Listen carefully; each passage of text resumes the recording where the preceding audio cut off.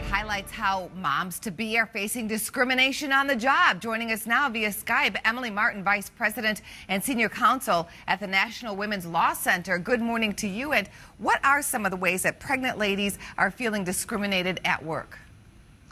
Well, in the report, we are highlighting how 35 years after the Pregnancy Discrimination Act passed, women are still being forced off the job when they need small, reasonable changes in their job duties or job rules, like avoiding heavy lifting for a few months or having a stool to sit on instead of standing all day.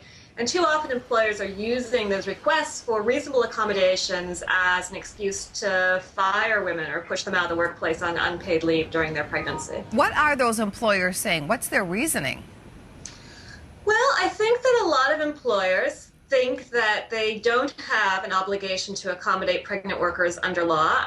We disagree with that, but there's a lot of employer misunderstanding and ignorance of the law.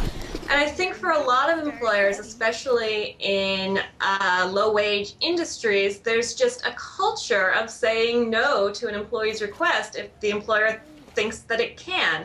So part of what we're doing with this report is trying to make clear what workers' legal rights are. What needs to happen here to fix the situation? Well, a few things. First, the Equal Employment Opportunity Commission needs to issue clear guidance so employers understand their obligations to make accommodations for those pregnant workers who need them.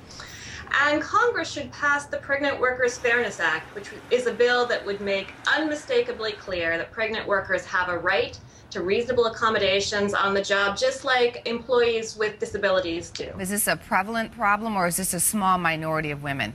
We hear this story over and over again, especially for women who are working in more physically demanding jobs and jobs traditionally held by men, like police officers and firefighters. It's a story that we are hearing again and again. Good to have you on the show this morning. Thank you. Thank you.